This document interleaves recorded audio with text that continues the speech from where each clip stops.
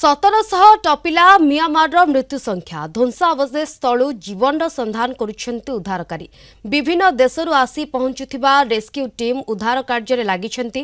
मृतकंक संख्या 1700 टपिथिबा बेले प्राय 3500 आहतंकु उद्धार करा जायछि। मृत्यु संख्या आहुरी बढ़िबा आशंका करा जाउछि।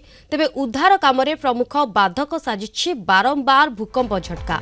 अन्यपटे भयावह भूकंपरू बर्ती जाइथिबा लोकंक पई समस्या पलटिछि आश्रय स्थल खाद्य और पानीय एथिपाई बाधक साजिछि गमनागमन और जोगाजोगर समस्या। भूमिकंप जोगु पानी पाइप फाटी जाइथिबा बेले इंटरनेट और टेलीफोन सेवा मध्य ब्याहत होइछि। उद्धार हेउथिबा लोकंकु डाक्तरखाना मेडिसिन भली सुविधा मिलि पारु नाही। म्यांमार रे स्वास्थ्य भित्तिभूमि भूमिकंप जोगु भुसुड़ी पड़िथिबारु आहत मानकु डाक्तरी सुविधा प्रदान रे समस्या हेउछि।